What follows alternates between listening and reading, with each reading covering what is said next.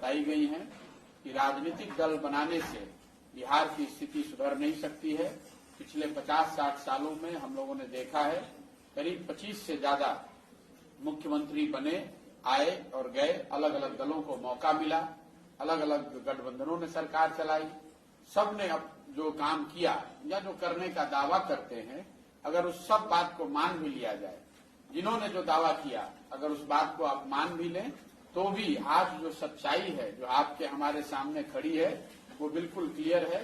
बिहार देश का सबसे गरीब और पिछड़ा राज्य है। देश में सबसे ज्यादा अशिक्षित लोग, देश में गरीबी रेखा से नीचे रहने वाले सबसे ज्यादा लोग, सबसे ज्यादा पलायन वाले लोग, सबसे ज्यादा भूखमरी के शिकार लोग इसी राज्य में रहते हैं। ये बिहार का दुर्भाग्य है, क्योंकि 50 के दशक में बिहार देश के अग्रणी राज्यों में बिहार की गिनती होती थी। जो देश के पहले 4, 5, 10 राज्य होते थे उसमें बिहार की गणना होती थी। आज वहां से लुढ़कते लुढ़कते हम लोग 28 ज्यादातर विकास के मानकों पर हमारी जो रैंकिंग है, हमारी जो स्थिति है, वो देश में सबसे नीचे 28वें 29वें नंबर पर हम लोग हैं। इसीलिए हम लोग और कोई आदमी नया आता है और वो बताता है कि हम आएंगे, हम ठीक कर देंगे। हम लोग का ऐसा मानना है, मेरा ऐसा मानना है कि बिहार की स्थिति को अगर सुधारना है, बिहार को अगर बेहतर बनाना है, अगले 10 साल में बिहार को अगर 10 विकसित राज्यों की श्रेणी में खड़ा होना है, तो ये कोई एक व्यक्ति, एक दल इसको कर नहीं सकता है। कोई अगर ऐसा दावा करता है, कोई व्यक्ति या दल अगर ये दावा करता है कि वो इस बिहार को ठीक कर सकता है, तो मेरी समझ से दो ही बात हो सकती है। या तो आदमी बेवकूफ है, उसको समस्या का अंदाजा नहीं है, या फिर सिरे से वो सबको बेवकूफ बना रहा है। वो जीतने के बाद या सत्ता में आने के बाद वो भी कुछ करने वाला नहीं है।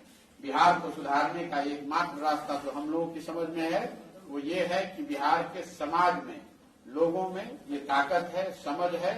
जरूरत इस बात की है कि समाज को इस बात के लिए समझाया जाए, समाज में जन जागृति फैलाई जाए, ताकि समाज से ढूंढकर सही लोगों को ढूंढकर निकाला जाए।